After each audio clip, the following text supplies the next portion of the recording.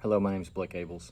This video is being recorded for Waldorf University course FSC 3510, Political and Legal Foundations of Fire Protection.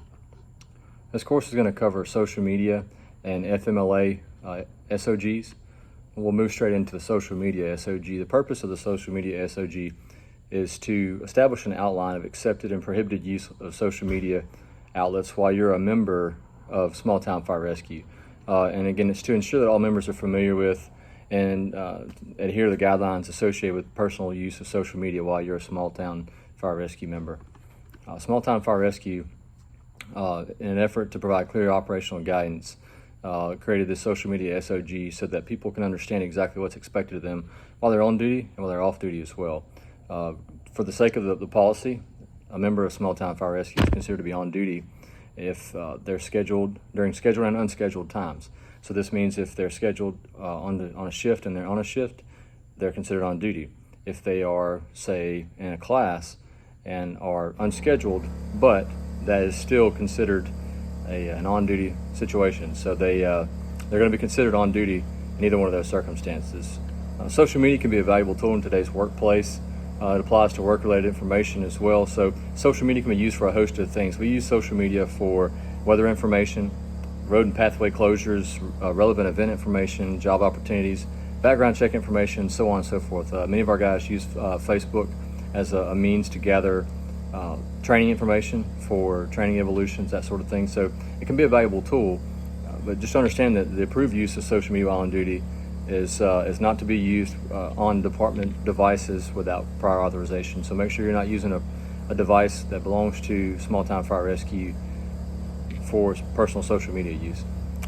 Members shall understand that they are ambassadors on behalf of Small Town Fire Rescue. No matter where you are, no matter what you're doing, you are an ambassador for Small Town Fire Rescue, and you should conduct yourself in accordance with all Small Town Fire Rescue policies and procedures, not just the social media policy and procedure. Understand again that you are an ambassador. In today's age, media loves sensationalism, so just know that wherever you go, whatever you do, you represent Small Town Fire Rescue. So all you have to do is take one glimpse at a news story nowadays, and these news stories, they're constantly sensationalizing any component they can of a news story. You don't see news stories that say such and such broke this law or did this bad thing. Oftentimes you'll see such and such firefighter, such and such police officer did this bad thing. They're going to try to capitalize on anything they can. So make sure you don't provide them with any opportunity to hurt the reputation of Small Town Fire Rescue. Again, reminder, you are an ambassador. That shouldn't be a weight to bear. That should be empowering. That you have the power to create a positive image for Small Town Fire Rescue. The following actions are strictly prohibited. Result in the member being subject to the progressive disciplinary policy of Small Town Fire Rescue. So if you obtain images or share images that illegally breach patient confidentiality, if you violate HIPAA with images shared or your interaction on social media, if you obtain images that could be considered embarrassing or degrading, even or inappropriate even, those violate a policy.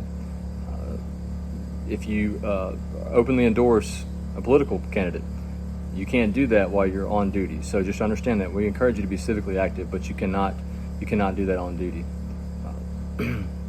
As far as the disciplinary action goes, just to be clear, our progressive disciplinary policy is a documented verbal counseling, a written warning, suspension without pay, and termination. We follow a progressive disciplinary policy. So that's the summary of our FMLA policy. Again, I want you to understand, our social media policy. I just want you to understand that, again, it's not a weight I want you to bear. It's empowering. You have the power to create a positive image for Small Town Fire Rescue, and I want you to really take advantage of that. The next SOG we'll cover is FMLA. So FMLA, the purpose of this SOG is to establish a fundamental understanding of family and medical leave benefits, as well as an outline accepted and prohibited uses of FMLA. FMLA time is a benefit afforded to members of Small Town Fire Rescue. It's defined as the following per DOL.gov. The FMLA provided certain employees up to 12 weeks of unpaid job-protected leave per year. It also requires that their group benefit be maintained during the leave. What it does do is it provides protection for employees to help balance work and family responsibility by allowing you to take a reasonable amount of unpaid leave or paid leave depending on where your benefits stand for certain family and medical reasons. It also seeks to accommodate the legitimate interest of employers and promote equal opportunity employment for men and women.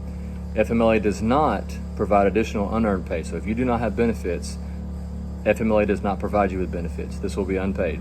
FMLA does not indefinitely retain employment beyond 12 weeks. So FMLA does say that small town fire rescue will maintain a position available for you. It has to be a very similar position. So essentially, it'll be the same position for 12 weeks. Beyond 12 weeks, there is no FMLA guarantee for that. To be eligible for FMLA leave, you must have been employed by a small town fire rescue for 12 months prior to the start of leave, and you must have worked at least 1,250 hours during that 12-month period. So just understand that is the case with FMLA. Events that qualify for FMLA leave: birth of a son or daughter, placement of an employee for adoption, child or foster care, to care for an immediate family member, those sorts of things. Qualifying to take medical leave when the employee is unable to work because of a serious health condition. So if you yourself have a serious health condition, FMLA does apply to that as well.